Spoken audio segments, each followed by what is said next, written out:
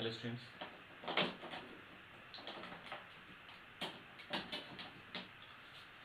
तो आज हम लोग इस टाइप ऑफ क्वेश्चंस पे बात करेंगे रियल नंबर्स के। तो क्वेश्चन क्या है जरा समझते हैं, पढ़ते हैं, उसके बाद इस क्वेश्चन को कैसे बनाएंगे बात करते हैं। ठीक है, बोला है if a and b are two odd positive integers, दो ऑड नंबर लेने हैं।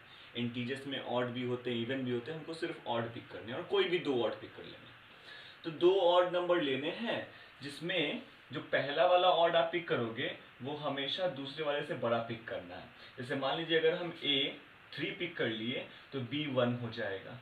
क्या हम a को 1 पिक कर सकते हैं? नहीं, क्योंकि पॉजिटिव इंटीजर की बात हो रही है और a जो होगा वो हमेशा b से बड़ा होगा। तो अगर a को हम 1 पिक कर लेंगे तो फिर b को हम कुछ पिक ही नहीं कर पाएंगे, क्योंकि b 1 से छोटा कोई ऑड नंबर पॉजिटिव में होता ही नहीं है।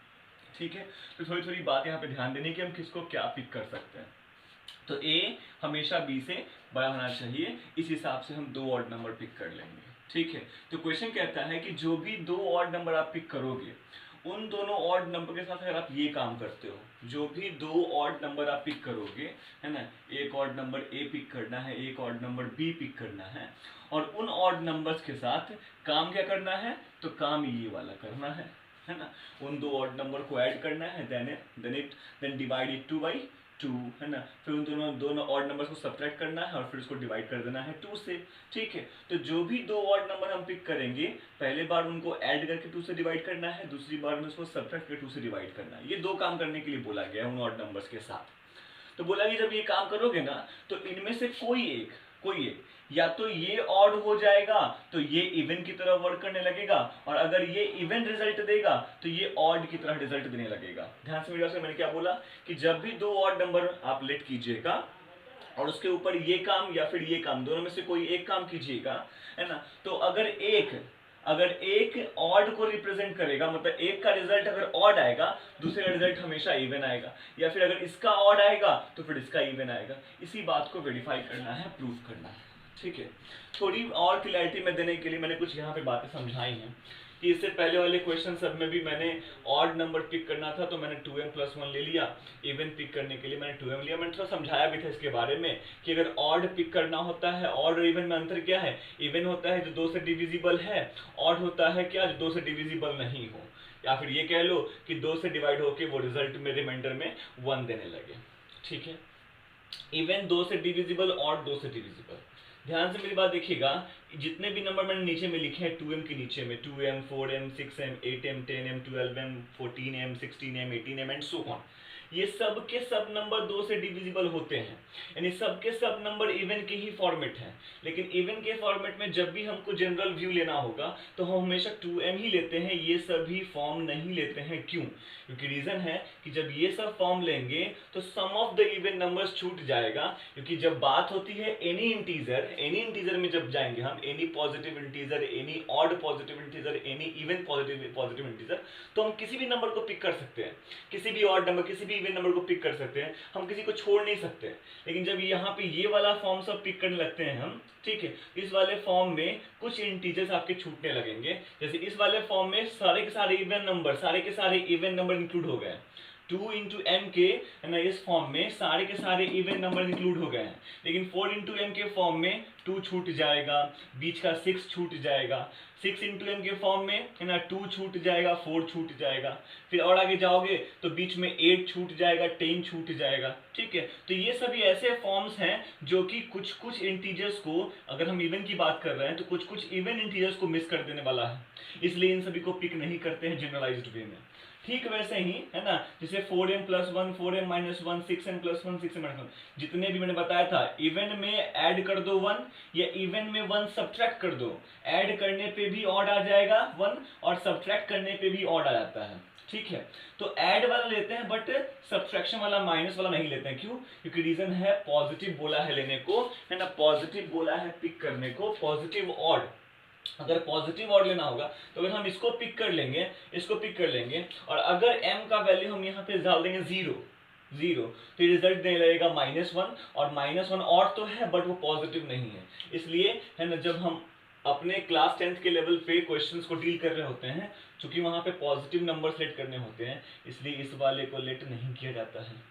और बाकी सब के लिए कहानी वही है कि बाकी सबको अगर लेट करेंगे, पॉजिटिव वाले को नेगेटिव वाले को तो नेगेटिव दे देगा, और पॉजिटिव वाले को अगर लेट करेंगे तो कुछ कुछ ऑड नंबर्स ये मिस कर देगा। जबकि बात हो रही है एनी ऑड इंटीजर की, तो हम हमेशा 2m+1 लेंगे, क्योंकि 2m+1 जो होगा किसी भी ऑड नंबर को मिस नहीं करेगा। ये 1 से लेके 1, 3, 5, 7, 9, 11, 13, 15 इन सभी नंबर्स को इंक्लूड करता है, किसी नंबर को मिस नहीं करता। इसलिए इवन के जनरलाइज्ड वे में हम 2m लेते हैं, और ऑड के जनरलाइज्ड वे में इवन में ही 1 ऐड करते हैं, तो हमको ऑड मिल जाता है। ये बात मेरे ख्याल से समझ में आएगी आखिर क्यों इवन में 2m और ऑड में 2m+1 ही लिया आता है, बाकी सब हम क्यों नहीं ले सकते हैं। तो यहाँ पे भी हमको 2 ऑड नंबर लेने हैं, तो a और b चूंकि दोनों ऑड नंबर है, तो ध्यान से देखिए, दोनों अगर ऑड नंबर होगा तो पहला भी ऑड नंबर, ठीक है, 2 का कुछ मल्टीपल यानी इवन, और उसमें 1 ऐड होगा। दूसरा भी ऑड नंबर होगा तो यहाँ भी 2 का कुछ मल्टीपल यानी इवन, और उसमें +1 कर दिया, ऑड हो गया, ठीक है। अब एक में मैंने n यूज किया, एक में मैंने m यूज किया। क्यों भाई? क्योंकि बात बहुत साफ है, बोला है a और b 2 डिफरेंट ऑड इंटीजर्स हैं। अगर दोनों में हम सेम ही वेरिएबल यूज कर देंगे तो दोनों सेम मल्टीपल 2 का हो जाएगा, तो सेम ऑड नंबर दिखाने लगेगा। लेकिन हमको 2 डिफरेंट ऑड नंबर लेने हैं, उसमें भी पहला वाला ऑड नंबर दूसरे वाले से बड़ा होना चाहिए, यानी a को b से बड़ा होना पड़ेगा। अगर a b से बड़ा होना होगा तो n को m से बड़ा होना पड़ेगा। तो ये बात मैंने यहाँ लिख दिया कि अगर a को b से बड़ा करना है तो n के वैल्यू को m से बड़ा कर दो, और n और m आप कहाँ से पिक कर लो, n और m है ना, आप किसी भी नेचुरल नंबर को पिक कर लो, या फिर आप यहाँ पे होल नंबर भी ले सकते हो, कोई इशू नहीं है। नेचुरल नंबर की जगह पे आप होल नंबर का भी n और m जो है होल नंबर से भी आप पिक कर सकते हो। बहुत बढ़िया, ठीक है। a को b से बड़ा करने के लिए, है ना, यहाँ पे जो 2 का जो n मल्टीपल है, उस n को यहाँ जो m मल्टीपल है उस m से बड़ा होना पड़ेगा। मतलब कि अगर m का वैल्यू 1 लेंगे तो n का वैल्यू 1 से बड़ा ही हो सकता है, 2, 3, 4, 5 कुछ भी हो सकता है, लेकिन 1 से बड़ा होगा। अगर m का वैल्यू 2 ले लेंगे, m का वैल्यू 2, तो n का वैल्यू 2 से बड़ा यानी कि 3, 4, 5 हो सकता है, फिर n का वैल्यू 1 नहीं हो सकता, क्योंकि अगर n का वैल्यू 1 हो जाएगा यानी कि m से छोटा हो जाएगा, तो फिर b जो होगा वह a से बड़ा हो जाएगा, ये कंडीशन फुलफिल्ड नहीं करेगा। अगर m का वैल्यू 3 ले लेंगे 3, तो फिर n का वैल्यू 3 से बड़ा होगा, यानी कि 4, 5, 6, 7, 8 जो मर्जी हो, लेकिन 3 से बड़ा ही लेना पड़ेगा। आई थिंक आपको ये कहानी समझ में आएगी। अब यहाँ से कहानी बहुत सिंपल है, जो कहा जा रहा है वो कर दो। क्या कहा जा रहा है, एक बार जो भी आपने 2 ऑड नंबर लिए उनको जोड़ी 2 से भाग कीजिए, और फिर उसको सेपरेटली 2 से भाग कीजिए। तो मैंने दोनों को जोड़ा है और 2 से डिवाइड किया है, ठीक है। a के जगह पे a का वैल्यू, b के जगह पे b का वैल्यू, a का वैल्यू 2n+1, फिर प्लस का प्लस, अब b के जगह पे b का वैल्यू 2m+1, और बाई 2 का बाई 2, ठीक है। ये 2n वैसे ही रह गया, ये 2m वैसे ही रह गया, और ये +1 ये +1 +2 हो गया। इन सब में से 2 कॉमन निकल गया, तो n+m+1 हो गया, बाई में 2 था, 2 से 2 कैंसिल हो गया, तो बच गया m+n+1। ये बड़ा इंपॉर्टेंट रिजल्ट है, इसको ध्यान रखेंगे, ठीक है। ठीक वैसे ही a-b/2 करने के लिए कहा गया, तो a-b/2 किया, a के जगह पे a का वैल्यू, फिर माइनस का माइनस, अब b की जगह पे b का वैल्यू। याद रखना है हमेशा जब भी माइनस के बाद कुछ पुट करो तो हमेशा ब्रैकेट में पुट करो, क्योंकि माइनस एक ऐसा सिंबल है जो अपने बाद आने वाले नंबर्स के सिंबल को चेंज कर देता है, इसलिए हमेशा माइनस के बाद जब भी कुछ पुट करें तो ब्रैकेट में ही रख के पुट करें। तो a की जगह b का वैल्यू, b की जगह b का वैल्यू, बीच में माइनस है। सॉल्व किया तो ये 2n+1 वैसे ही रह गया, ये -2m हो गया, और ये फिर -1 हो गया, 1 से 1 कैंसिल हो गया, और फिर 2n और -2m में से 2 कॉमन निकल गया, तो n-m/2, और 2 से 2 कैंसिल हो गया, तो बचा n-m, ठीक है। अब बस यही पे गौर करना है, मैंने पहले ही बोला है कि m कुछ लोगे तो n क्या क्या हो सकता है। ध्यान से देखो, मैंने क्या बोला कि अगर m का वैल्यू अगर हम 2 ले लेते हैं, m का वैल्यू अगर हम 2 लेते हैं, तो n का वैल्यू क्या होगा, उस 2 से बड़ा होगा, यानी कि n का वैल्यू आप 3 ले लो, 4 ले लो, 5 ले लो, 6 ले लो, 7 ले लो, कुछ भी ले लो।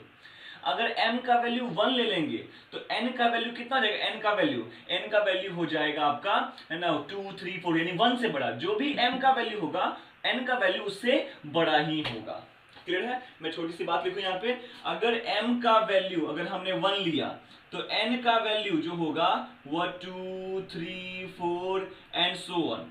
अगर m का वैल्यू 2 लेंगे तो n का वैल्यू कितना हो जाएगा? n का वैल्यू हो जाएगा 3 4 5 and so on.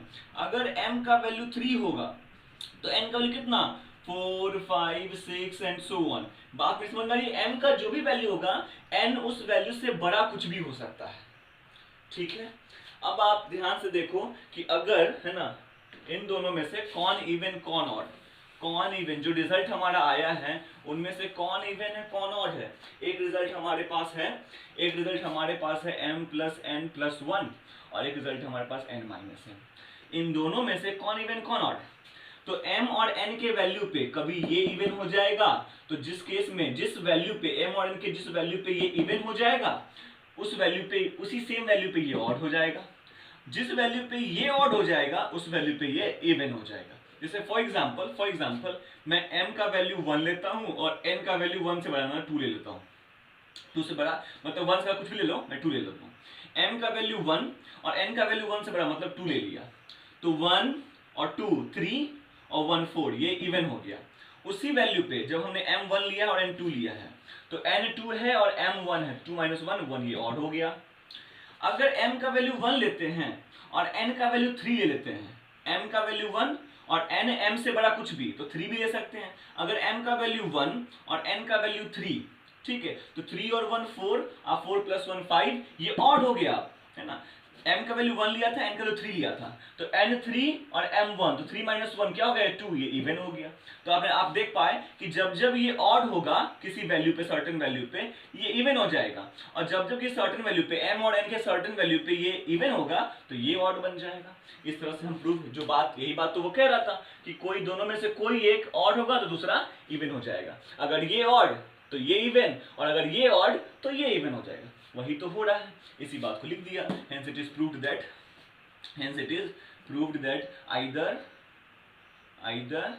either a plus b/2 और a minus b/2 is even or odd। इनमें से कोई एक इवन है तो कोई दूसरा ऑड है। कब? जब दोनों के दोनों ऑड पॉजिटिव इंटीजर हमने पिक किया है, ठीक है? आई थिंक आपको ये कहानी समझ में आई होगी। ऐसे ही कुछ और क्वेश्चंस लेके चलेंगे। आई थिंक रियल नंबर्स के ऊपर अब ऑलमोस्ट कहानी डन होने वाली है, ठीक है? अब हम लोग HCF शुरू करेंगे, LCM नहीं, अब HCF शुरू करेंगे, उसके बाद फंडामेंटल थ्योरम पे बात करेंगे, ठीक है? तो HCF के बारे में भी कुछ आइडियाज़ हैं जो मैं देना चाहूँगा, ठीक है? तो पढ़ते रहिए। Thank you so much. आते हैं नेक्स्ट वीडियो में।